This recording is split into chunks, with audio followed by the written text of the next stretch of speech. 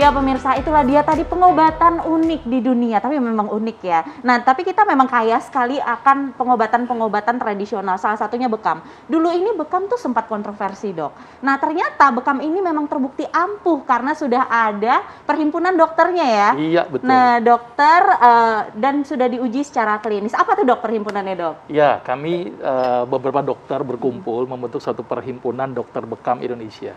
Oke. Ingin coba menyampaikan kepada masyarakat bahwa ini bekam ini ilmiah loh ya, bukan sekedar hanya orang zaman dulu dianggap ini nggak bener gitu, tapi ini dengan data-data dan bukti-bukti ilmiah. Maka kami bikin perhimpunan namanya Perhimpunan Dokter Bekam Indonesia. Dan sekaligus berarti ada standar untuk melakukannya ya. Jadi nggak Iya, sembarangan betul. orang tiba-tiba buka, oh ini praktek bekam gitu ya. Ya nggak bisa gitu jadinya. Oke. Nih silakan Dokter Nisa. Ya kita tos dulu ya, silakan. Ya gitu. Oke. Dokter. Lanjut dokter ya. Ini tadi ada pertanyaan tadi yang belum dijawab nanti. Fakta mitos tadi apa Dokter Nisa? Nah, tadi Dok, ini banyak banget pasti pemirsa nungguin deh. Katanya darah bekam orang yang merokok akan lebih pekat karena racunnya lebih banyak yang keluar. Nah, ini fakta atau mitos? Mitos sebenarnya. Oh, mitos sebenarnya ya pemirsa. Nah, itu gimana, Dok? Jadi gini, ini mungkin sedikit saya demokan sedikit saja. Ini kan kop ya. Oke. Ini nanti kita kop dulu. Jadi konsep bekam itu ada kita nyebut namanya CPC. CPC. itu artinya cupping, puncturing cupping. Oke. Jadi langkah pertama ini dokter? contoh saja, Iya, ini dokter. contoh. Ini harus kita desinfektan terlebih Oh, dahulu jadi seperti harus standar. dibersihkan dulu ya, Iya jadi tetap. nggak bisa Misalnya ini asal. contoh saja, ini contoh saja ya. Jadi nggak boleh pakai mangkok di rumah ya pemirsa ya. Kadang-kadang takutnya di rumah Ini pakai contoh gelas saja. gitu ya. Contoh saja sedikit saja. Maaf dokter Jadi ini Vito ya. harus ya. Ini harus dan disinfeksi, pemirsa ini dibikin. harus dilakukan dengan Iya. orang yang punya kompetensi ya, Iya dokter ya, betul, tentunya. betul, betul. Kalau nggak punya kompetensi ya ngaco nanti Iya. ya. Setelah ini kita lakukan cupping. Ini contoh aja Iya. misalnya. Nah, ini kegedean ini berarti. Iya, iya. Saya cari yang kurang lebih Oke, kecil. yang lebih kecil ini sepertinya apa sama ya, Dok ya? Ya udah, oke, ternyata nggak ada yang lebih kecil Iya. ya. Jadi ini kira-kira saja, ini contoh saja. Ini di cup dulu, ini akan terjadi naik nih kulit nih. Oh, ini naik Ini kita naik, kan? tunjukkan dulu ke pemirsa nih. Nah, Coba lihat ini nih, naik nih. ya. Oke. Ini naik adalah terjadi akumulasi peningkatan cairan interstisial. Jadi pengumpulan cairan interstisial tadi. Iya. Karena tadi kan di kop, maka akan menarik proses filtrasi meningkat, proses ekskresi dari sisa metabolisme meningkat. Iya. Nah, setelah ini kan kemudian dilepas. Iya. Kan jadi hiperemi nih, merah. Iya. Nah, setelah merah ini, merah. Terus kemudian ditusuk. Oke. Ditusuk. Nah, ketika ditusuk, maka cairan yang terkumpul. Tentunya pakai jarum yang steril ya, Nah, Dok? ini Mana tuh, Dok? otomatis Dok? harus steril. Kita pakai ini, Iya. kita harus ganti ininya ya. Makanya pemirsa, ini tidak boleh dilakukan di sembarang tempat ya tentunya, Dok Iya, ya. Karena betul. jarumnya itu harus steril, jarum Harus yang steril, baru betul, dan bisa di betul. autoclave ya, Dok Nah, ya. betul. Ini sudah saya ganti, kemudian ditusuk-tusuk begini. Iya. Oke. Ini nggak ada jarum dok, ini nggak ada jarum Oh, dok. nggak ada ya? Ada dok, jangan dok. Saya udah deg-degan dari tadi sebenarnya. Enggak dok, ternyata ada dok. Jadi saya harus keluarin Nah, saya dulu. nunggu-nunggu dari tadi produser bilang cut gitu, tapi ternyata nggak di-cut sih. Iya, jadi ini nggak ada jarumnya dok ya. Silakan, Dok. Jadi ditusuk seperti ini misalnya, Iya, iya, gitu ya. Iya. Nah, berarti kan setelah ditusuk, maka akan terjadi lubang tuh, ya kan? Maka dikop lagi. Nah, ini contoh saja ya, Iya. dikop lagi. Nah, maka apa yang terjadi? Darah akan keluar. Maka itu kenapa bekam ini mengeluarkan cairan interstisial. Nah, cairan interstisial itu adalah komponen-komponen yang ada di interstisial. Sisa metabolisme, gitu kan, terus kemudian nutrisi. Nah, Iya. kalau ngerokok kan ke paru-paru Iya. lebih banyaknya kan. Oke. Dok, Interstisial. mungkin masyarakat masih belum tahu nih, carian interstisial tuh apa Oh, iya. sih sebenarnya gitu, Dok? Iya, jadi gini, di dalam sel kita, sel itu kan ada ruang. Ruang yang di situ tempat berkumpulnya nutrisi sama sampah. Oke. Ngumpul tuh. Iya. Nah, untuk memberikan makanan ke sel, maka cairan interstisial itu adalah memberikan nutrisi. Tapi si sel ini juga menghasilkan sampah juga, masuk ke cairan atau satu daerah yang itu di antar sel. Kemudian dari cairan itu nanti keluar lagi ke dalam sirkulasi darah. Jadi cairan interstisial adalah daerah antar sel di luar sistem pembuluh darah. Oke. Jadi Udah ada cendol dipahami. nih, ada cendol nih. Nah, kuah cendol tuh cairan interstisial tuh. Nah, itu maksudnya. Iya. Ya.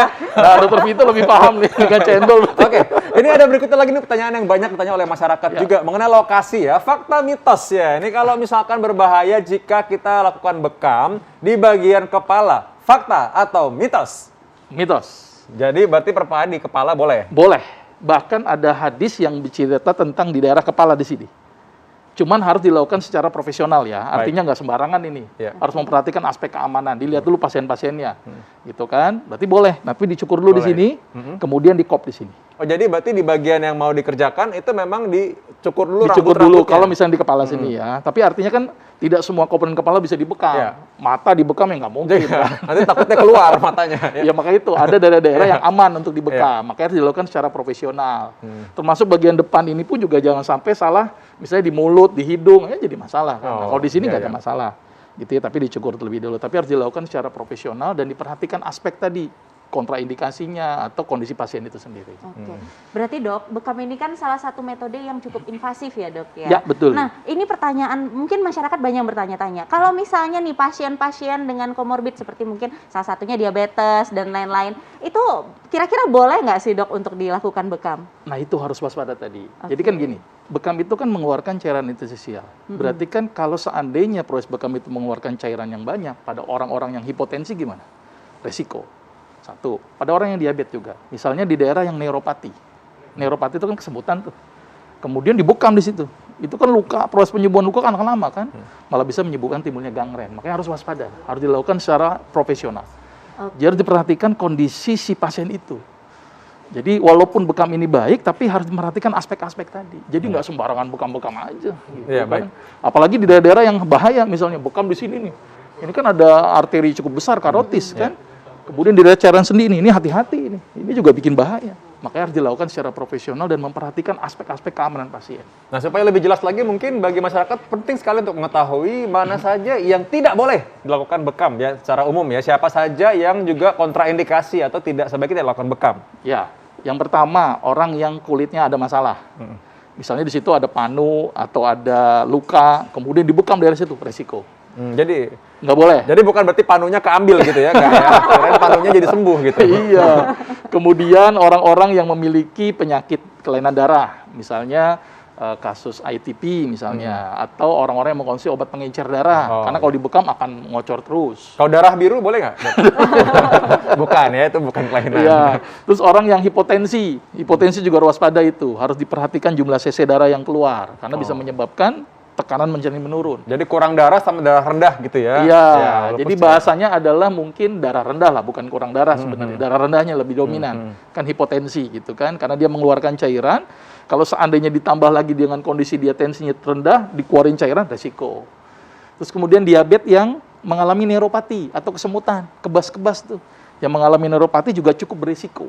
Gitu ya. Jadi hindari daerah-daerah yang neuropati. Nah, ini sebabnya tadi kalau kenapa orang misalkan ada suka sembarangan bilang, nih mau ke terapi bekam. Padahal mungkin bukan dokter, sehingga dokter nggak tahu nih. Kalau dokter kan pasti tahu mengetahui, oh ini neuropati Bener, namanya. Jadi ini nggak boleh iya, gitu nggak ya. Jadi boleh. kalau asal dilakukan malah bahaya. Jadi Betul, Ya, betul. benar.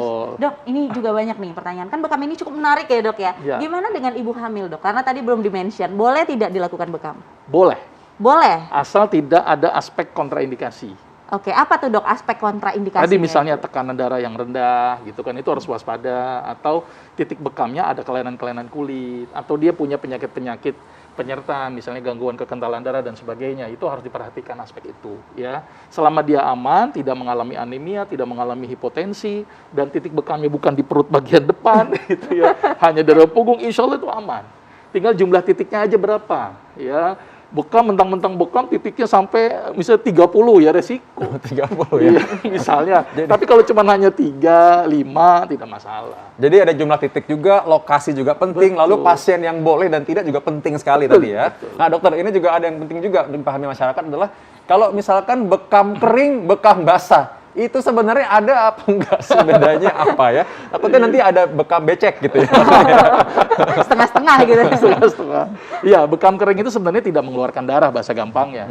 Kalau bekam basah itu mengeluarkan darah. Oh berarti kalau bekam kering itu kayak dokter Cuman di Vito kop tadi doang, ya? selesai. Kop Oh. doang udah selesai. Kalau bekam basah itu sudah di kop, kemudian ditusuk, kemudian di kop lagi. Itu namanya bekam basah. Kita nyebutnya seperti itu. Dan sebenarnya yang paling berefek itu salah satunya bekam basah tadi. Karena tadi ada proses penusukan, berarti dibikin peradangan lokal. Sehingga imunnya jadi bagus. Makanya kenapa bekam itu bagus meningkatkan imun sebenarnya. Gitu kan. Terus kemudian tadi cairan interstisial yang terkumpul, kemudian disedot, dikeluarkan. Berarti kan mengeluarkan zat-zat yang tidak berguna itu di dalam tubuh. Oke. Jadi seperti itu. Baik dokter. Nah ini terakhir nih dok, tipsnya nih yang paling penting. Gimana sih supaya masyarakat lebih mengetahui soal bekam ini? Manfaatnya tuh apa saja? Gimana tuh dokter? Iya. Jadi bekam itu salah satunya manfaat yang tadi belum saya sebutkan adalah dia meningkatkan respon imun. Jadi ketika dilakukan penusukan gitu ya, NO aktif gitu kan, terus kemudian makrofag juga aktif. Jadi imunnya meningkat tuh. Apalagi di masa-masa pandemi ini bagus sekali nih karena memang bekam meningkatkan respon imun. Terus kemudian tadi bekam mengeluarkan zat-zat sisa metabolisme tubuh. Jadi racun-racun yang ada di dalam tubuh bisa dibuang tuh dengan proses bekam karena tadi terjadi penumpukan di cairan interstisial kemudian ditusuk gitu ya. Terus kemudian satu lagi tadi yang menarik adalah bekam itu ternyata mampu mengaktifasi endorfin. Nah, endorfin itu kan dihasilkan dari pusat sama satu lagi sel keratinosit. Jadi ketika di bekam itu ada double endorfin. Dari otak keluar dan dari si kulit pun juga keluar karena di sel keratinosit ketika dilakukan perusakan dia akan mengeluarkan zat yang namanya endorfin. Jadi ternyata bekam pun bikin kita nyaman, enak dan bahkan bahagia. Jadi kalau kita stres tuh, bekam aja tuh. Nah, tadi ya. Selain jalan-jalan ya dok ya. Tentunya dengan dokter-dokter yang berkompeten dan memang mendalami ilmu bekam ini ya. Wah, terima kasih dokter. Saya masih ingin banyak nanya sebenarnya, tapi memang kita waktu yang membatasi ya. Tapi kita di sini masih ada lagi yang kita mau bahas nih. Kita bahas mengenai apa nih habis ini? Tentang makanan enak. Enak. Hampir ya termasuk aku ya suka banget ya pokoknya. Nah itu adalah udang dong. Udang, oh iya. Habis dibekam makan udang ya, enak banget kalau gitu. Baiklah, kalau gitu saya mau bekam dulu, habis ini kita bahas setelah yang satu ini.